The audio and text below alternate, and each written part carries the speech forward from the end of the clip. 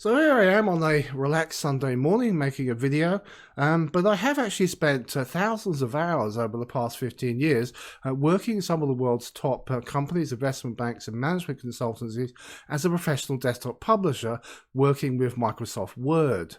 Now, one of the issues with Microsoft Word is tables. People have a lot of trouble with tables.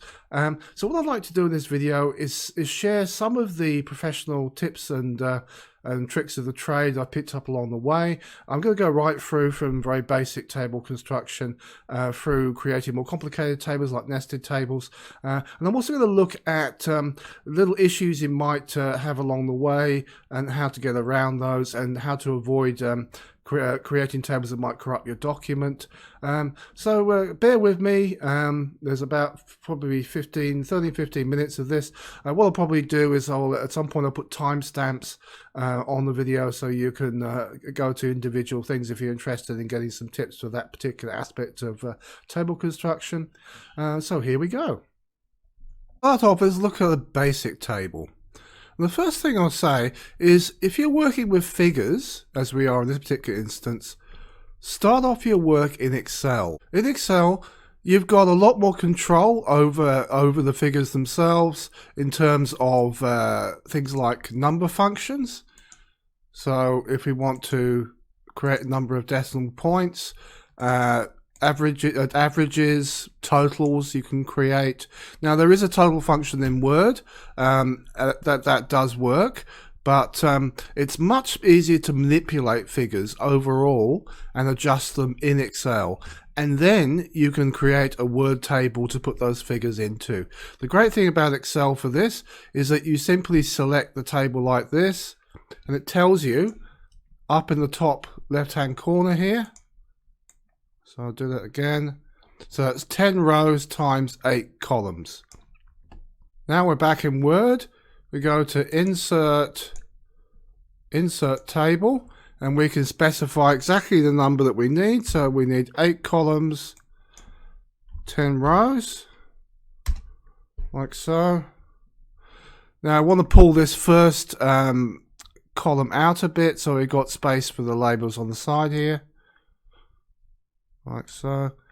Then select the rest of these columns, right click, distribute columns evenly, and now we've got the basic shell set up for those figures. Copy the figures from Excel. You can use Control C, or you can right click and copy. Back in Word, just select the entire table here, right click, like so. Paste options, keep text only, otherwise it will try and put the entire another table in there. The other option, of course, is you can copy the entire table and just dump it straight in Word, but you don't get the same control there. And there's your basic table. If you're working with decimal figures like this, with decimal points, a good thing to do is to grab all of the figures, go to Paragraph, Tabs, put in the decimal tab, just put in any old tab to see, say 0.2 or 0.3 to start, set, okay, and then you can go up and you can just grab this decimal and you'll see you can get those all nicely lined up. For finishing, we might just center these like this, make them bold, and there's a basic table. Couple of tips for adjusting your tables once you've already created them. One is any row, if you select the row to the left hand side here, you can use Alt and Shift to move that row up and down like that. If you want to take a column out, let's say we take out this green, I'm going to select that, right click, delete columns, and of course we've got this issue now where it's not fitting up to the edge of the page, so just grab the table marker here, right click, auto fit to window, and that'll get it nicely lined up with the page. Just remember to finish off your table by making sure everything lines up. So I'm going to select this section here again, grab my decimal marker and just pull that across. Now you can use the Alt to get finer control so that the largest figure lines up under the heading. There we are. Next, let's look at a slightly more complicated table where we've got two sets of figures side by side in the comparison, and we've got this dividing column here. Now, you can do this with nested tables. We'll get onto that next. But with a simple layout like this, we don't have to worry too much about that. So let's just create basically this structure. So we've got 1, 2, 3, 4, 5, 6, 7, 8 by 1, 2, 3, 4, 5, 6, 7, 8 by 7. So insert table, 8 by 7. There we go. And first set up the basic structure. Don't worry about the divider yet. So we'll pull this out for our labels on the rows here. Select the rest of these columns, distribute columns evenly. Now what you want to do is select your insertion point for that divider row. Insert column to the left. Right click on that new column, table properties, like so. And just put in a small figure like 0.2. You see that puts that divider column straight in there. Select the entire table, right click, auto fit to window. And there you see it's created even columns and that divider.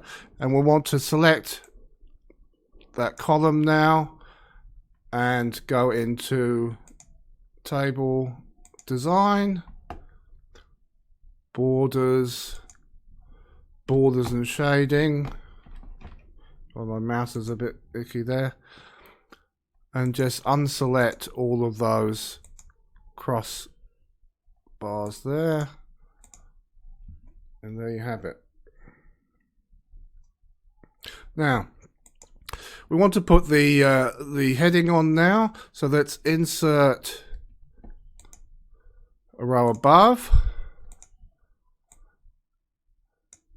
Select those cells, right click, merge cells. Do the same over here. Right click, merge cells. So September series. I'm not going to put all the figures in. Here's a much more complicated example. Now you can't create something like this without a lot of grief using this kind of layout, because you've got uneven columns and you've got different numbers of rows. So what we need to do here is create a nested table. A nested table essentially means that we create tables within tables. And for this kind of layout, what we need is a table structure to put these two individual tables into. So to create that structure, first insert table. In this case, I'm just going to use the grid layout here. And I'm going to create a 3x1 table. Like so. What this is going to do is this is going to create our container. So though that is going to go in here and that is going to go in here. But of course we need this divider to be a lot smaller. So let's right click on that. And table properties. We'll make this really quite small. Say 0.2. Like so. Select the entire table.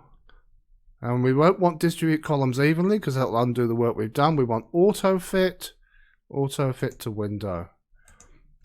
So that's our container.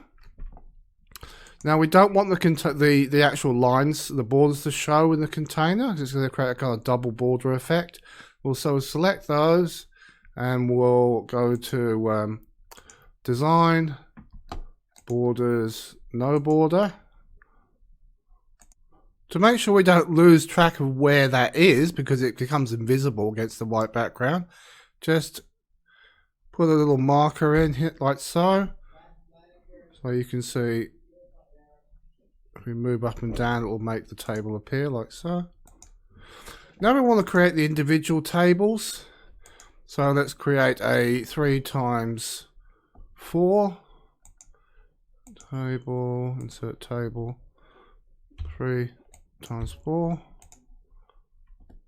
And we want a 1, 2, 3, 4. 1, 2, 3, 4, 5, 6, 7, 8. It's 4 by 8 down here.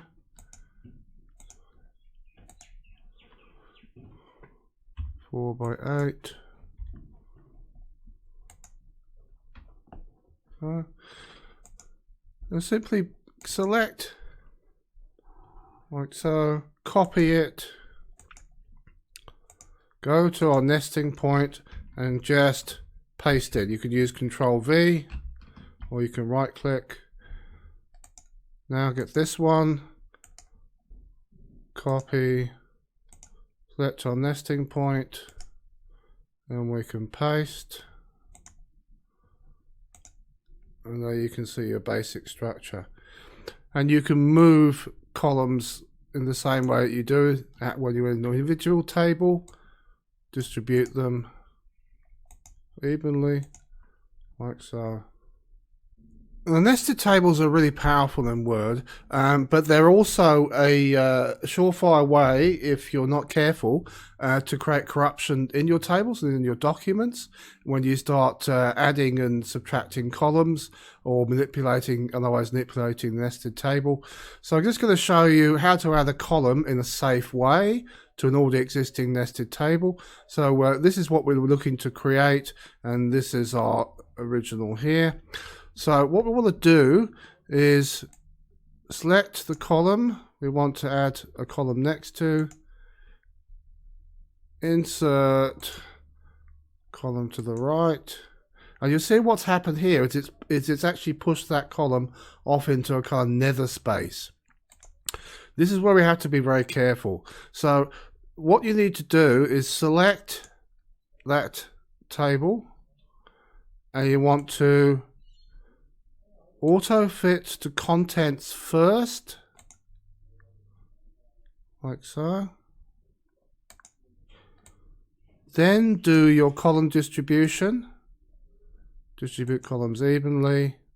Now make sure you select, using the icon up here, the entire nested table.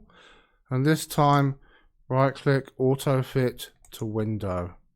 That'll create that effect. Now actually I put the figures in the wrong place, so I'm going to move those over here. Now something to be careful of here, my temptation here is to just select these and that will create that effect, so we'll undo that. What you need to do in instances like this is again use Excel. Copy your figures into Excel. Take any borders out when you do this, or you can use paste special values. Then copy them back to Word. Back in Word, just drop them in like that. And you won't get that issue with an extra column and everything going completely haywire. Well, the last thing we're going to look at is when tables go over multiple pages. Now the first, I've got something set up here. You can see it goes over 2 pages like this. Now one thing, if you've put page breaks in, you will get an instance sometimes where you can't actually access the top line of a table.